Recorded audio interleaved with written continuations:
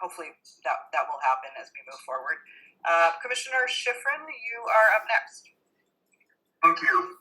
I want to start by agreeing with Commissioner McPherson. I think that's where I was going to end up, although that wasn't where I was going to start, because I think this is an opportunity to try to, especially since we have many members of the public who have been here before, we have also other members of the public who are here for the first time, and it may be helpful to take a little time to put this into context. The staff report, I think, was very detailed and provided a lot of information. But if you're new to the game, it could be very confusing. It was somewhat, difficult to understand, even for me who's been in the game for a long time. So I wanted to talk about why is rail abandonment even an issue? Why are we talking about it? And really, at root, it's about what do we want to do with the rail line, with the rail corridor.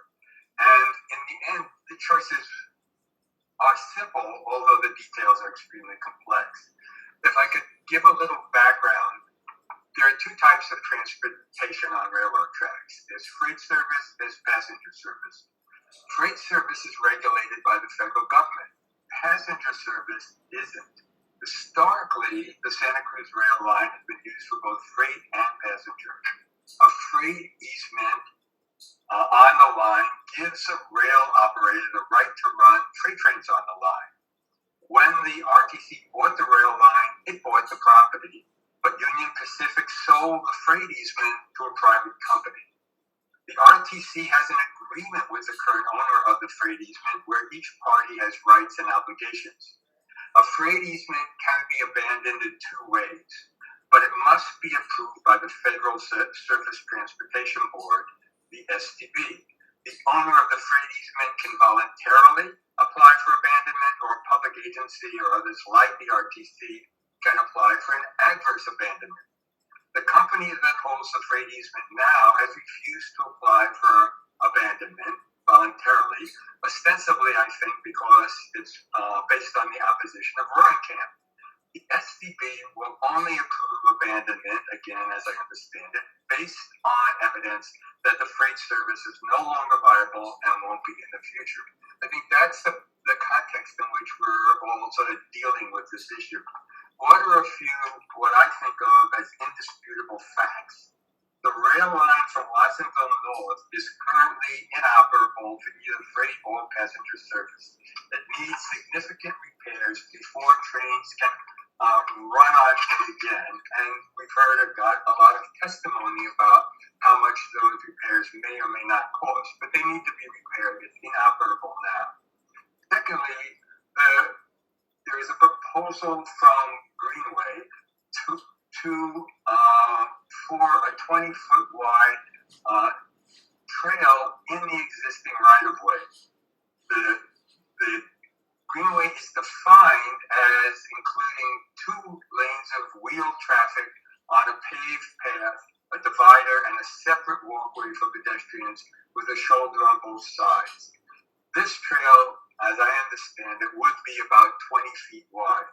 As the executive director said earlier, the Greenway Trail proposal would require the removal of the tracks for it to be constructed because the corridor's right-of-way is not wide enough for both the Greenway Trail and the railroad tracks. The railroad tracks, however, cannot be removed as long as there is a freight easement. The only way to remove the freight easement is to abandon it, either voluntarily by the owner or through adverse abandonment. The Surface Transportation Board, as I said, must approve any application to abandon it. So in the end, the Greenway Trail requires the removal of the railroad tracks, and this cannot occur without the abandonment of the freight easement. So this is where we get into what are the motives of the various participants in this discussion that we've been hearing from. It's confusing because not everyone has the same motives for wanting abandonment. The RTC staff favors abandonment, as I understand it, because it will make it easier to build the rail trail along the corridor. Greenway supporters favor abandonment, obviously, because the Greenway Trail can't be built without it. Roaring Camp opposes abandonment because it fears that it will eliminate opportunity to provide freight service and maybe even passenger service in the future on the line. So the arguments are that the benefits of abandonment from the RTC staff perspective are that they would make constructing segments of the rail trail easier by dealing with liability issues and by reducing environmental impacts and the cost. The supporters of rail service oppose abandonment because they see it as the first step to removing the tracks. Greenway advocates, as seen in the definition of the trail itself, recognize and support the removal of the tracks so that a trail can be constructed. However, unfortunately, from my perspective, Greenway advocates make a number of misleading arguments that only confuse the issue.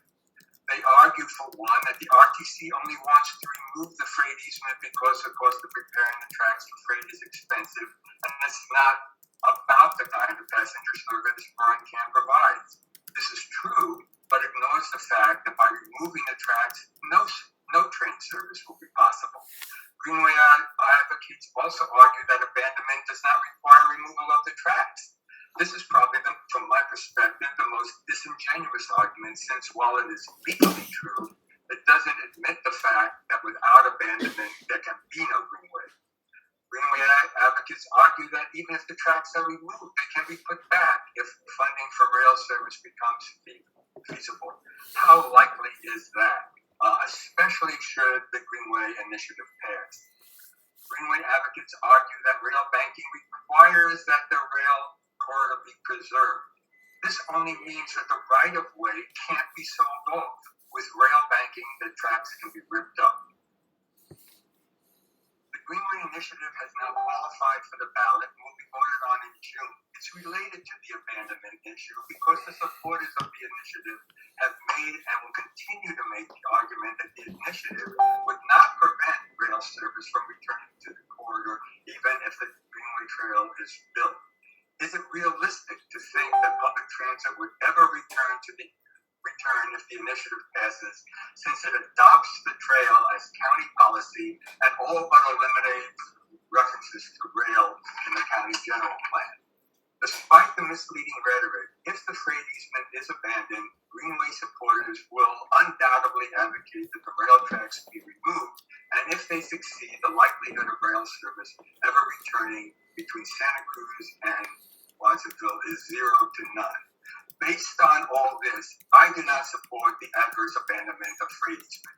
And if we could vote on it today, I would be voting no. Finally, in a fundamental way, this whole debate, as some speakers have said, at the Commission seems like an exercise in futility.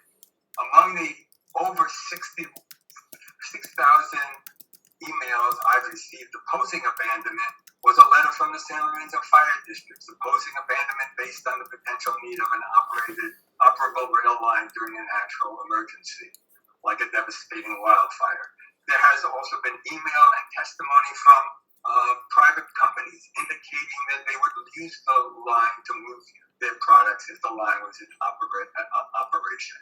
Given these and the strong opposition from Rotkin, I think it is extremely doubtful that the SDP would approve an adverse abandonment application.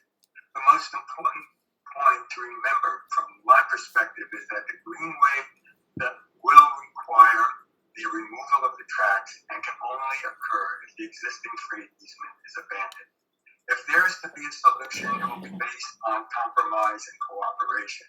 I urge us to move forward in that direction, and I hope staff, as indicated by Commissioner McPherson, will take up the Rotkin offer to negotiate and see if it's possible to work out a mutually acceptable agreement. Thank you very much. Thank you, Commissioner Schiffrin. I see Commissioner Rotkin, your hand up, and then Commissioner Hernandez, I've got you next. So fortunately, I have a very brief comment because I want to basically associate myself with what Andy just said. I am not going to repeat his points. The only thing I would offer is that I see in the negotiations, and to be clear, there may be different views about how how those negotiations have gone, to what extent either Roaring Camp or the RTC staff have been, forthcoming with willingness to be flexible and so forth. I won't get into that. I see that these negotiations offer the possibility, because I wouldn't be adverse abandonment, but the possibility that we have some kind of an agreement that would be a middle ground alternative. I don't know that we'd ever get more than 3 votes for, or 1 maybe, but that we might be possible to arrange in some of the segments, not all of them, some of the 20 segments on this corridor, to arrange ways to realign the track. Some of the track, if you do passenger service, needs to be realigned anyway. The curves are too sharp for passenger service, so forth. So I'm interested in the possibility of additional flexibility that would allow us the possibility of perhaps modifying where not tearing out the track, tearing it out for all time, but modifying where the track goes, switching where the track is compared to where the trail might go. It won't work with a double wide greenway trail, as Andy pointed out, but it might well work with the trail that the RTC's been working on. So that's the only thing I want to add to what Andy had to say. I also would be, unless there's some negotiated alternative that allows everyone to protect their interests, including Roaring Camp, I also would be voting no on the proposal for adverse abandonment. In fact, I would be voting no on adverse abandonment. I might be voting in favor of a rail banking arrangement in which there were certain protections for bringing back a complete passenger rail service. Thank you. Thank you, Commissioner Rotkin. Commissioner Hernandez. You're up. I agree with both Commissioner Schiffrin and Rotkin's comments, and I want to thank Commissioner Schiffrin for clarifying a lot of those points. This is a difficult situation. I counted them, over 5,200 emails, and I did a search, and we had over about 200 emails from South County. So, I have a difficult time putting one of our premier tourist destination sites in our county in jeopardy of closure. This is really concerning to me. But what's more concerning is abandoning the rail line. I'm fundamentally opposed to rail banking, which will most likely, lead to the loss of the rail line.